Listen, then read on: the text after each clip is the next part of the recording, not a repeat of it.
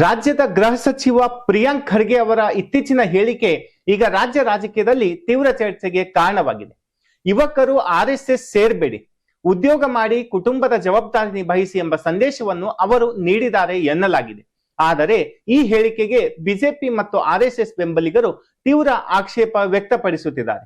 ಅವರ ಪ್ರಶ್ನೆ, 1925ರಿಂದ ಕಾರ್ಯನಿರ್ವಹಿಸುತ್ತಿರುವ ಆರ್ಎಸ್ಎಸ್ ದೇಶದಲ್ಲಿ ಸೇವಾ ಚಟುವಟಿಕೆಗಳು, ಪ್ರಕೃತಿ ವಿಕೋಪಗಳಲ್ಲಿ ನೆರವು, ಸಾಮಾಜಿಕ ಸೇವೆ ಹಾಗೂ ರಾಷ್ಟ್ರಭಕ್ತಿ ಬೆಳೆಸುವ ಕೆಲಸ ಮಾಡುತ್ತಿದೆ ಎಂದು ಅದರ ಬೆಂಬಲಿಗರು ಹೇಳುತ್ತಾರೆ. ಹಾಗಿದ್ದರೆ ಇಂತಹ ಸಂಘಟನೆಯ ಬಗ್ಗೆ ಈ ರೀತಿ ಸಂದೇಶ ನೀಡುವುದು ಸರಿಯೇ?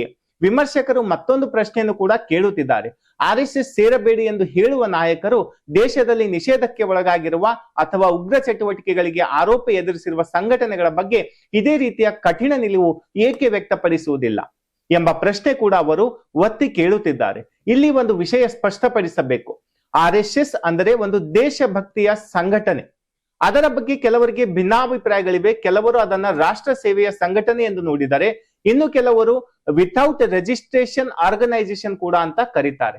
ಇನ್ನು ಕೆಲವರು ಅದರ ಸಿದ್ಧಾಂತಗಳು ಟೀಕಿಸುತ್ತಾರೆ. ಇದೇ ರೀತಿ PFI ಮೇಲೆ ಕೇಂದ್ರ ಸರ್ಕಾರ ನಿಷೇಧ ಹೇರಿದ್ದು ಅದರ ವಿರುದ್ಧ ಹಲವು ಗಂಭೀರ ಆರೋಪಗಳನ್ನ ಮುಂದಿಟ್ಟಿದೆ.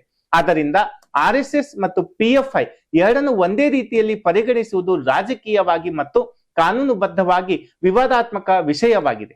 ಆರ್ಎಸ್ಎಸ್ ಬೆಂಬಲಿಗರ ವಾದವೇನೆಂದರೆ, ದೇಶಭಕ್ತಿ, ಶಿಸ್ತು, ಸಮಾಜ ಸೇವೆ, ವ್ಯಕ್ತಿತ್ವ ವಿಕಾಸ ಹಾಗೂ ರಾಷ್ಟ್ರೀಯ ಏಕತೆಯಂತಹ ಮೌಲ್ಯಗಳನ್ನ ಯುವಕರಲ್ಲಿ ಬೆಳೆಸುವ ಕೆಲಸ ಆರ್ಎಸ್ಎಸ್ ಮಾಡುತ್ತಿದೆ.